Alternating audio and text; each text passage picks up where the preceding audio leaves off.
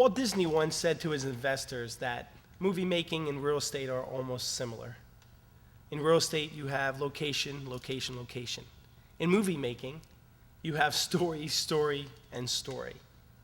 My story started about 7 years ago when I wrote the script Once Upon a Christmas Village. It's based on these colorful characters that live in a stained glass village under a Christmas tree. The story is enchanting, and I'm very proud to say that we just finished our 15-minute short film. But you can't make a movie by yourself. In fact, I have met some of the most incredible people working on this project. One of them being Danny Donati, who wrote the score and collaborated on the music. Danny and I worked on several musical soundtracks, including Twin Treasures, which won numerous awards last year. I then enlisted the talents of Paul Stolen, better known as Kit. Now, Kit created the concepts for all the characters, the vehicles, and locations for the movie. Kit uses innovative imagination to make this world come to life. To take things to the next level, we were going to need some financial guidance. That's where Joe Ansamo came in. You know, Joe's business creativity and his steadfast belief in his project, as well as my vision, helped him raise the capital needed in just 2 weeks. One of the most exciting parts of this whole project was getting the voice talents of Jim Belushi as Santa Claus and Tim Curry as Sir Evil. That took us to London, England. We're here in cheery old England, and in front of Buckingham Palace. That's where the Queen lives, but we're not here to see the Queen, we're here to work with Tim Curry. They will fear me, they will hide, bring their children all inside, 'cause they know what kind of freak I am. Then it was off to LA. In addition of playing Santa Claus, Jim Belushi gave us the added bonus of recording the introductory song entitled Christmas Happens Only Once a Year. Can you smell it in the air? For Christmas comes but only once a year.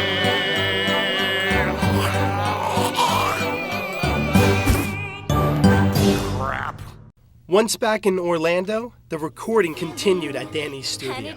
Amanda Davis and I recorded the songs and the dialogue for Troy and Noel. He looked at me, and I don't know what to do. She looked at me. Do you think she has a clue? He is smiling. Oh, he's laughing, can't you see? This is silly, 'cause she'll never notice me. He is handsome, but he is a little shy. She is pretty. Just go over and say hi. What's he doing? Oh, he's walking right this way. When I get there, I hope I know just what to say. My heart's pounding. Do you think he'll read my mind? All these feelings, I have simply lost my mind. Hello? Over the next few weeks, we would record more voices and replace the temp tracks with a live orchestra. Finally, it was time for the modeling and the animation. So I hired storyboard artist Mark Simon, who helped me plan every detail of every shot. Now, Mark is the author of several books on storyboarding, and he has his own studio right here in Orlando. Really, the biggest issue that storyboard artists always run into is how to get into your head. You know, 'cause every director is different. So working with you is different than the way I'll work with somebody else. Right. So I've got all sorts of tricks. Like with you and I, it's been really fun because we actually act it out. Yes. And that's great. So we're not just sitting down like this and Right. looking at notes. We get up, we're tugging on each other, jumping around. Right. We partnered with a local studio on the back lot of Universal Studios Orlando, and we formed Dream Balloon Animation Studios. Animation supervisor Jeff Sheets assembled a crew of artists who would spend the next 6 months on this project. Kit worked with the modeling crew. They were turning his designs into computer models. Each character had to be modeled and programmed to move and speak. As this was a very theatrical piece, we decided to use motion capture technology. Now, this gives our characters the benefit of a live performance. Those performances were then applied to characters by Dave West. Dave is one of the world's top motion capture experts. He and his crew did captures for all the characters, but my favorite was Sir Evil. That I'm their biggest foe, a scoundrel, a nasty man. Working with Jeff, we decided to open the project up by combining the animated characters with live-action backgrounds. The house was such an important character. I mean, the houses are really a character in the film, and we wanted to show them the best possible. And we were talking about, animating them and trying to find a way to capture the beauty of the stained glass. We were kicking around a lot of ideas, but then it just became that if that's really what it's about, then actually using the same houses that inspired you as the backdrop for this, I think was going to give it a really interesting and cool look.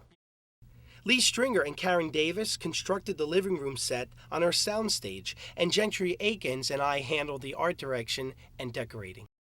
The village itself was constructed by Emmy Award-winning special effects supervisor Ron Thornton. Ron and I spent days working out the tiny details to get the models just right for filming. Tom Henry was our director of photography, and we all came together for an all-night shoot that included both the village underneath a Christmas tree and the outside of Sir Evil's castle.